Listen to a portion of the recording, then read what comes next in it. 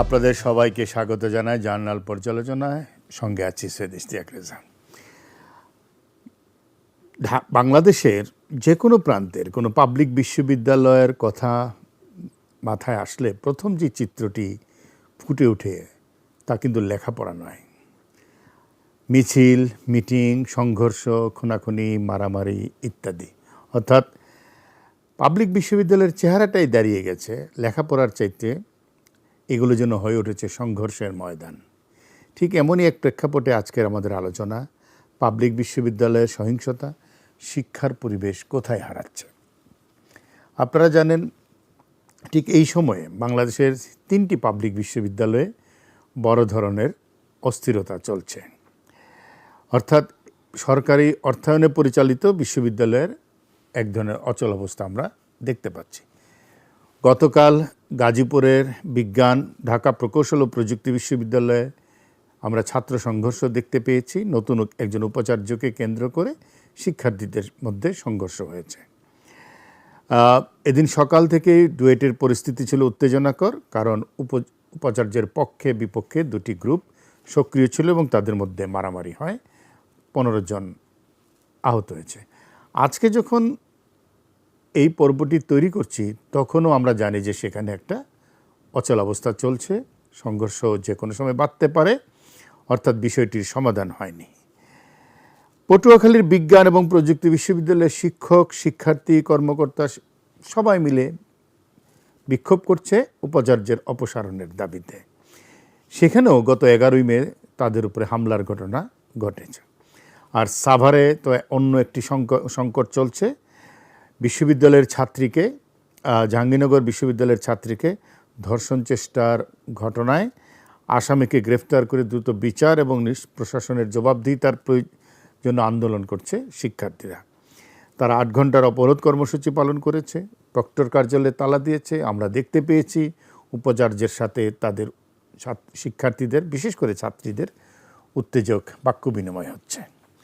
প্রায় প্রতিদিনই কোনো না কোনো পাবলিক বিশ্ববিদ্যালয়ের এমন খবর আসে যেগুলো শিক্ষা স্বার্থের খবর নয়, কোনো উচ্চ শিক্ষা প্রতিষ্ঠানে সেগুলো হওয়ার কথা নয়।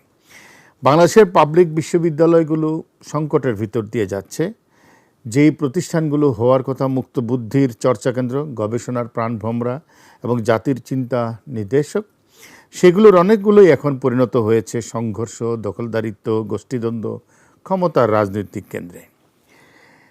বলা হয় যে বাংলাদেশের ঢাকা বিশ্ববিদ্যালয়ের কথা তো বলাই হয় যে তার অর্জন অনেক এদেশের স্বাধিকার আন্দোলনে, 90-এর স্বৈরাচার বিরোধী আন্দোলনে, 52-এর ভাষা আন্দোলনে, 69-এর গণ অভ্যুত্থানে, সর্বশেষ 2024-এর ফেসিবাদ বিরোধী আন্দোলনে। কিন্তু এই অর্জনগুলোর রাজনৈতিক অর্জন, কিন্তু একাডেমিক অর্জন যদি চিন্তা করতে হয় বাংলাদেশের পাবলিক বিশ্ববিদ্যালয়গুলোর, তাহলে মাথায় অনেক চিন্তা ভিড় করে। এই যে উপরে 3টি ক্যাম্পাসের কথা বলা হলো, শুধু এগুলোই নয়, প্রায় সবগুলোতেই কোনো না কোনোভাবে একটা অস্থিরতা কাজ করছে। কিছুদিন আগে আমরা ঢাকা বিশ্ববিদ্যালয় থেকে শাহবাগ পর্যন্ত অস্থিরতা দেখেছি নানা পর্যায়ে। আমাদের বিশ্ববিদ্যালয়গুলো ক্রমশ শিক্ষার জায়গা থেকে সরে যাচ্ছে এবং ক্রমে এগুলো হয়ে উঠছে ক্ষমতা এবং প্রভাবের কেন্দ্র। এই সংকট নতুন নয়। স্বাধীনতার পর থেকেই বাংলাদেশের পাবলিক বিশ্ববিদ্যালয়গুলোতে দলীয় রাজনীতির প্রভাব ছিল। সময়ের সঙ্গে সঙ্গে সেই প্রভাব এখন এমন এক জায়গায় পৌঁছেছে যে প্রশাসন, শিক্ষক নিয়োগ, শিক্ষার্থী রাজনীতি, এমনকি একাডেমিক পরিসরেও দলীয় আনুগত্যের ভিত্তিতে পরিচালিত হতে শুরু করেছে। বিশেষ করে শিক্ষকদের যে কদর্য রাজনীতি এবং এত বেশি আনুগত্য প্রদর্শনের প্রতিযোগিতা তাদের ভিতরে ক্ষমতা কেন্দ্রের প্রতি, ফলে এগুলো পরিণত হয়েছে বিশ্ববিদ্যালয়গুলোর যে মূল কাজ, শিক্ষা এবং গবেষণা, তা থেকে পিছিয়ে পড়েছে। বাংলাদেশের বিশ্ববিদ্যালয়গুলোতে এই মুহূর্তে সবচেয়ে প্রভাবশালী একটি শিক্ষক সংগঠন আছে, শিক্ষক নেটওয়ার্ক।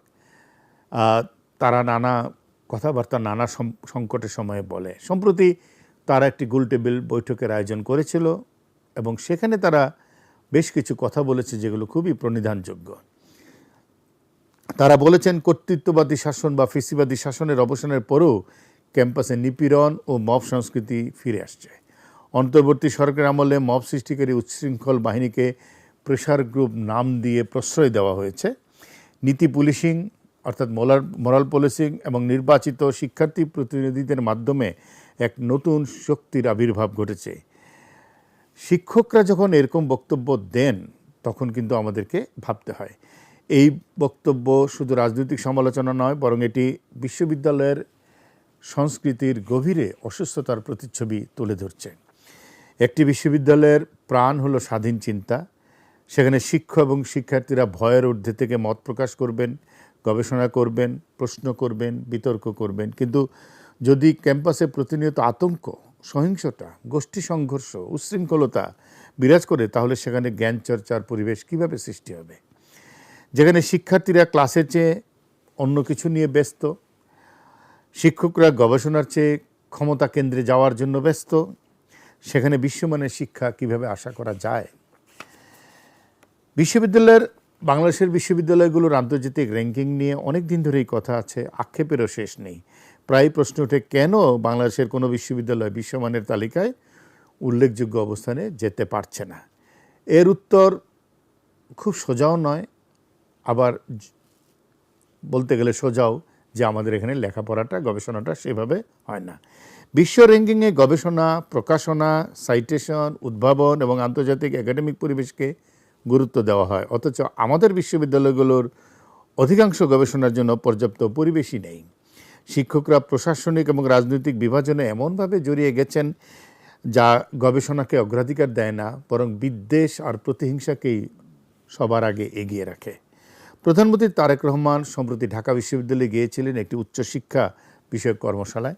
সেখানেও তিনি কিছু কথা বলেছেন শুধু পুঁথিগত শিক্ষা নয়, বিশ্ববিদ্যালয়গুলো গবেষণা ও উদ্ভাবনের দিকে মনোযোগ না দিলে প্রতিযোগিতামূলক বিশ্বে আমাদের টিকে থাকা কষ্টকর হয়ে যাবে।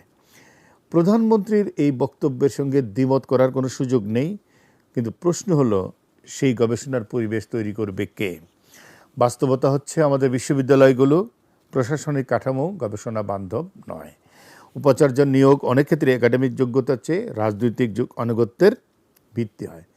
উপাচার্য পদটি আসলে এই মুহূর্তে অনেক দিন থেকে, বিগত আওয়ামী লীগ সরকার আমল, তার আগের সরকার, অর্থাৎ 55 বছর ধরেই, তবে সাম্প্রতিককালে বেশি হয়ে উঠেছে, তিনি হয়ে ওঠেন শাসক দলের রাজনৈতিক প্রধান ব্যক্তি। ফলে বিশ্ববিদ্যালয় প্রশাসন নিরপেক্ষ থাকে না, বরং ক্ষমতার কেন্দ্র হিসেবে কাজ করে। শিক্ষক নিয়োগও মেধার চেয়ে দলীয় পরিচয়, ব্যক্তি যোগাযোগ বেশি গুরুত্ব পায়। এসব অভিযোগ পুরনো। শিক্ষক নিয়োগের চাইতে ভোটার নিয়োগ হয় বেশি, এই যে কথাটি, তার নিছক হতাশা নয়, বরং তিক্ত বাস্তবতার প্রতিফলন। যখন শিক্ষক নিয়োগের স্বচ্ছতা থাকে না, তখন একাডেমিক মানও কমে যায়। অনেক মেধাবী তরুণ শিক্ষক হওয়ার সুযোগ পান না, আবার অনেক অযোগ্য ব্যক্তি রাজনৈতিক পরিচয়ের কারণে বিশ্ববিদ্যালয়ে জায়গা করে নেন। এর দীর্ঘমেয়াদী প্রভাব পড়ে গবেষণা, পাঠদান এবং সামগ্রিক একাডেমিক সংস্কৃতির উপরে। আসলে একাডেমিক সংস্কৃতি আর আছে কিনা সেটা নিয়েই এখন প্রশ্ন আছে। শিক্ষার্থী রাজনীতির ক্ষেত্রেও একই চিত্র। ছাত্র সংগঠনগুলো অনেক ক্ষেত্রে শিক্ষা স্বার্থের বদলে ক্ষমতার অংশীদার হয়ে ওঠে, রাজনীতির কর্মী হয়ে ওঠে। প্রভাব বিস্তার এবং প্রতিপক্ষ দমনের সংস্কৃতি শিক্ষাঙ্গনে সহিংসতার সংস্কৃতিকে প্রাতিষ্ঠানিক রূপ দিচ্ছে। শিক্ষক নেটওয়ার্ক যে কথাগুলো বলেছেন নেতারা, যে বিশ্ববিদ্যালয়ে পেশি শক্তির আবির্ভাব ঘটছে এবং জোর করে কাউকে পদত্যাগ করানো, একাডেমিক পদ থেকে সরিয়ে দেওয়া, নিগৃহীত করা, এগুলো একটা স্বাভাবিক বিষয় হয়ে দাঁড়িয়েছে, যা উদ্বেগজনক। বিশ্ববিদ্যালয়কে যদি সত্যিকার অর্থে জ্ঞান চর্চার কেন্দ্রে পরিণত করতে হয়, তাহলে প্রথমেই প্রয়োজন প্রশাসনিক এবং একাডেমিক স্বাধীনতা নিশ্চিত করা। উপাচার্য নিয়োগে রাজনৈতিক বিবেচনার বদলে একাডেমিক নেতৃত্ব, গবেষণার অবদান এবং প্রশাসনিক দক্ষতাকে অগ্রাধিকার দিতেই হবে। শিক্ষক নিয়োগের স্বচ্ছতা এবং প্রতিযোগিতামূলক প্রক্রিয়া নিশ্চিত করতে হবে। একই সঙ্গে শিক্ষার্থীদের যে রাজনীতি, সেটা এবং সহিংসতা মুক্ত, দখলদারিত্ব মুক্ত করতে গেলে ক্যাম্পাসগুলোতে দলীয় রাজনীতির বন্ধ করতে হবে। ছাত্ররা রাজনীতি করবে, কিন্তু সেটা কোন রাজনীতি, সেই সিদ্ধান্ত নিতে হবে। দলীয় রাজনীতি থাকলে তার প্রভাব বিশ্ববিদ্যালয়ে গিয়ে পড়বেই। বিশ্ববিদ্যালয় শুধু ডিগ্রি দেওয়ার কারখানা নয়, এটি একটি জাতির চিন্তার কেন্দ্র। এখানেই তৈরি হয় ভবিষ্যতের বিজ্ঞানী, চিন্তাবিদ, নীতি নির্ধারক, নেতৃত্ব। সেই জায়গাটি যদি অব্যাহতভাবে সংঘর্ষ, ভীতি, ক্ষমতার খেলায় কলুষিত হয়, তাহলে ক্ষতিগ্রস্ত হয় পুরো জাতি। আজ প্রয়োজন একটি মৌলিক প্রশ্নের মুখোমুখি হওয়া। আমরা বিশ্ববিদ্যালয়কে কী বানাতে চাই? রাজনৈতিক ক্ষমতার উপকরণ নাকি জ্ঞান ও গবেষণার স্বাধীন প্রতিষ্ঠান? এই প্রশ্নের সৎ উত্তর খুঁজে না পেলে র্যাঙ্কিংয়ের আক্ষেপ যেমন থাকবে, তেমনি ক্যাম্পাসে সহিংসতাও কোনো দিন কমবে না। আজকের মতো জার্নাল পর্যালোচনা এখানেই শেষ করছি। সবাই ভালো থাকবেন।